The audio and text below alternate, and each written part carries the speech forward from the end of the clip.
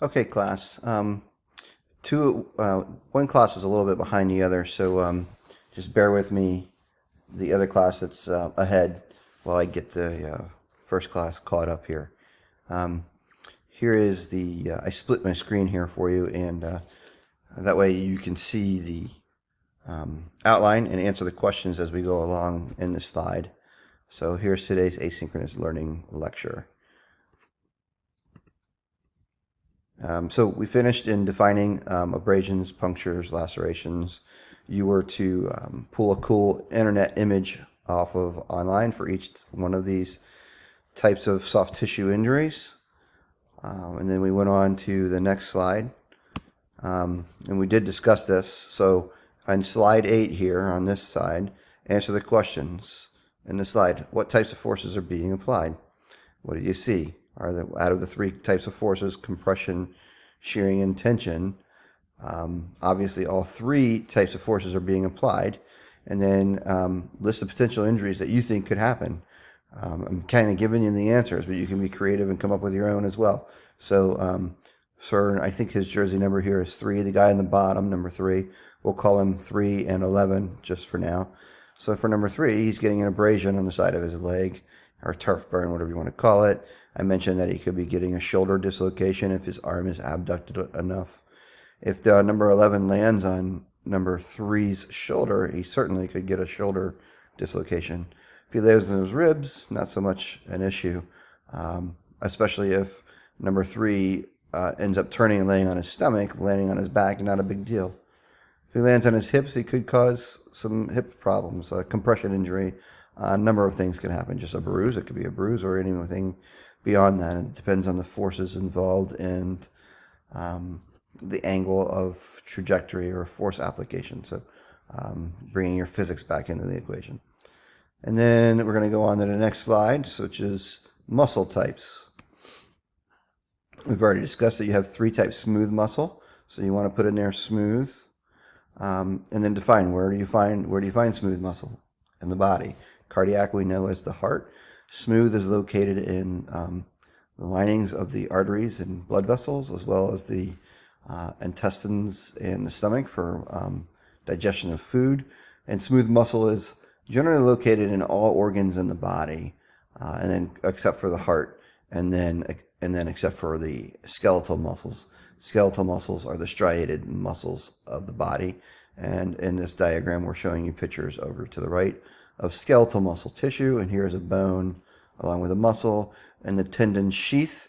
The tendon of the muscle becomes part of the periosteum, which is the outer lining of the bone. So they kind of grow into each other and become an extension, if you will. It's kind of like an exit ramp off of the highway. It just changes into a new type of tissue, the muscle that connects to the bone. And it's attached through the periosteum and some of the connective tissue that the tendon becomes. And it actually literally grows into the bone. So they become one together. Also, just know tendons are very, very strong, much more strong than the muscle tissue itself, which we're going to get to next. Muscle injuries that can happen. All the different injuries that can happen to the muscles. You can get a contusion, you can get strain, overexertion, spasms, and cramps. You could also get lacerations to the muscles. Not very common that it's a laceration. More typical like an incision of a sharp blade or something where it cut you, but that's not very common in sport. More likely a tear, which is a strain. And remember, T in tendon is the T for tendon is also the T for strain. And remember, tendons and muscles are one and the same unit. So tendons and muscles get strained.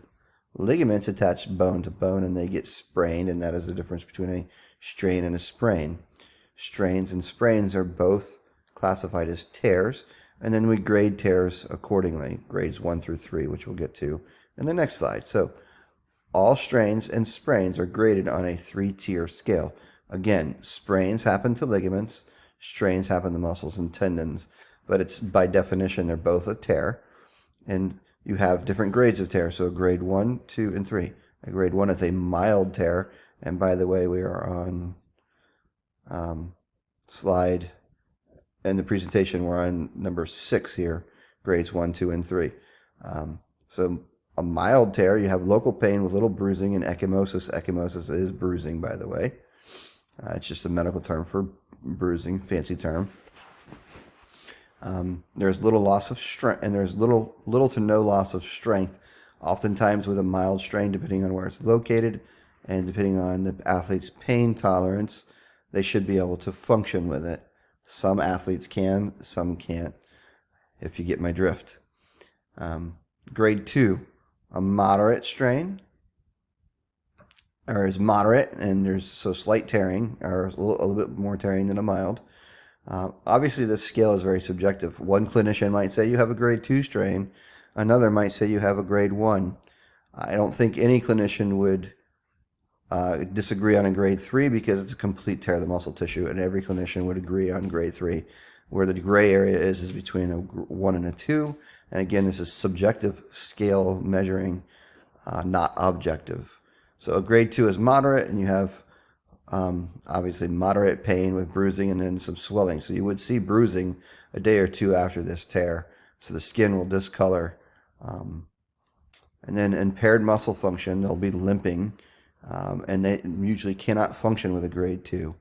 And then obviously a grade 3, loss of muscle function altogether, there's a palpable defect, and you'll see there's a complete tear. Like if you look at an image of a biceps tendon tear or a hamstring complete tear, there's actually balling of muscle tissue up under the skin. And I will pull up some images online here to show you.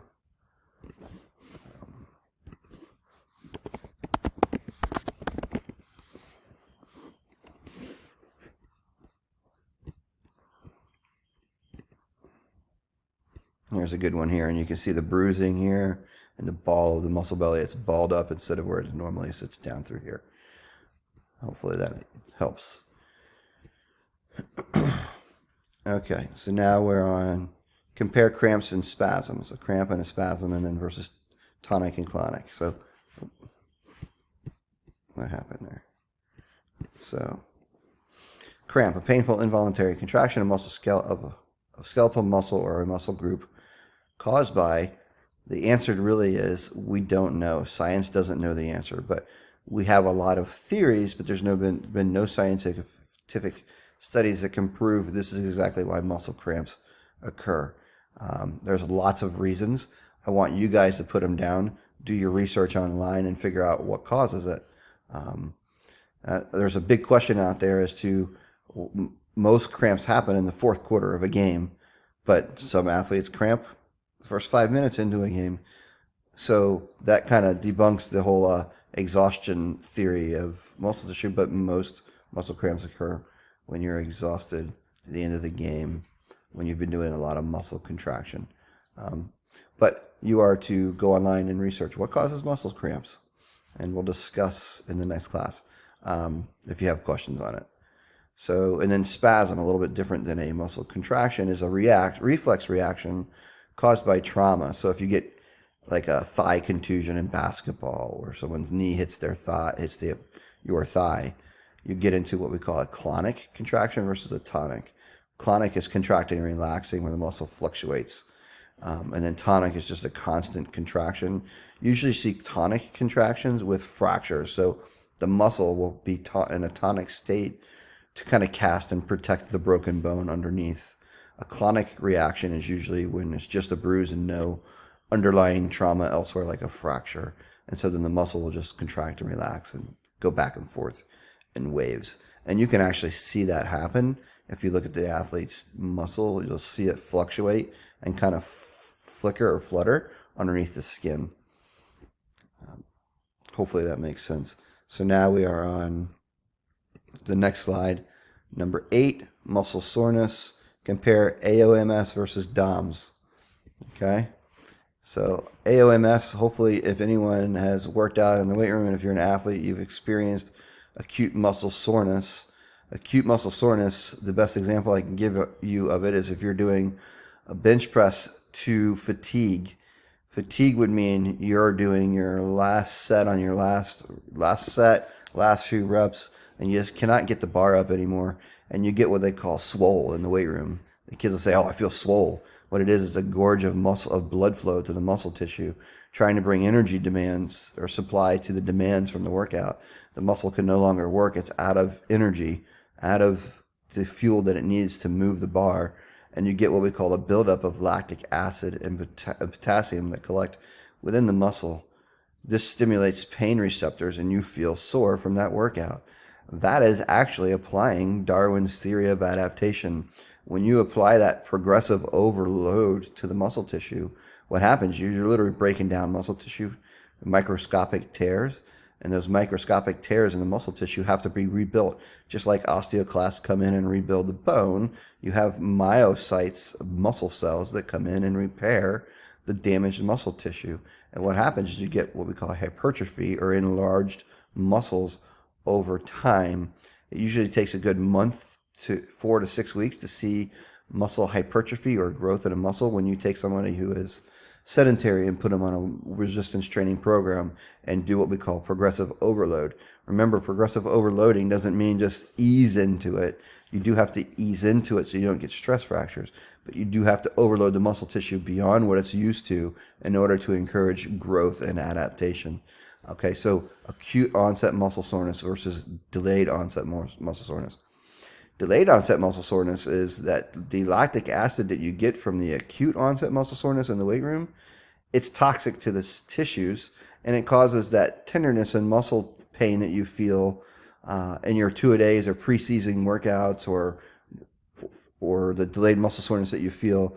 Oftentimes kids like to joke with each other, go around and poke them where the muscles are tender and sore after a really good hard workout in the weight room from an acute onset muscle soreness. So I guess what I'm saying is acute onset muscle soreness causes delayed onset muscle soreness a few days later, 24, 48 hours post a good workout. So prevention for delayed onset muscle soreness. You should not prevent acute onset muscle soreness. Prevention of acute onset muscle soreness is a bad idea if you want muscle hypertrophy. In other words, if you're not willing to get acute onset muscle soreness in the weight room, then go home. That sounds terrible, but that's what we want, for you to apply Darwin's theory of adaptation and get growth in the muscles in the weight room. So prevention of delayed onset muscle soreness, limit how often you experience acute onset muscle soreness. You shouldn't get it every time you're in the weight room. You do need some relative rest, and that's where we talk about the FIT principle, applying the FIT principle. So not every time you go to the weight room should you get acute onset muscle soreness. You still want to work hard, but there are some days where you really overload and other days where you only slightly overload. Hopefully that makes sense. So prevention, a good warm-up will help. An extended cool down to your workout. Stretching before, after, and I say during the activity. You should stretch in between each set and be specific about your stretch. So if you're doing a bench press, you're working the pectoralis muscle, you should be stretching your pec in between sets. And then the biggest one that's been known to work scientifically through research is ice baths immediately after a hard work. Okay, next slide here. So tendons. What are tendons? We know they attach muscle to bone. So here's the answer there. Join muscle to bone. Did you know tendons can produce, and sometimes I forget to tell you, we're now on to, we've gone through what is cartilage, tendons. We're on number 10 here.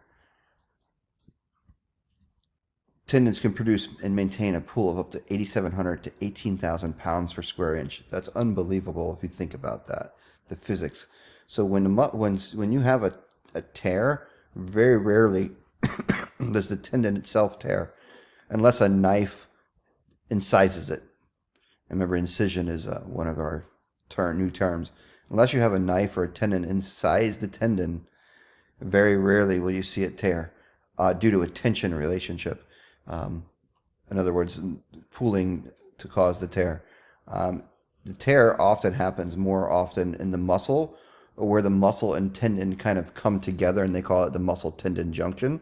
Most oftentimes that's the weak point, where the tendon and the muscle kind of merge into one. And usually the tears happen in the muscle tendon junction or in the muscle belly itself. If you do get a tendon tear, those take forever to heal because of blood supply, which we've talked about a little bit.